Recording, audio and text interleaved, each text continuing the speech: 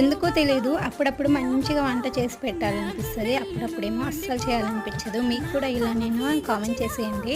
ఈరోజైతే పిల్లల కోసం అయితే స్నాక్ కింద ఇలా అలసంద వడలైతే చేస్తున్నాను. ముందుగా నానబెట్టుకొని ఉంచుకున్న అలసందలనైతే నీట్‌గా వాష్ చేసేసుకొని మిక్సీ జార్‌లోకి అయితే తీసేసుకోవాలి. అందులోకైతే సన్నగా కట్ చేసుకున్న పచ్చిమిర్చి, ఉల్లిపాయలు, అల్లం కూడా వేసేసుకోవాలండి. అల్లం అయితే మెయిన్ అనమాట. టేస్ట్ చాలా బావుంటుంది అల్లం వేసుకోవడం వల్ల.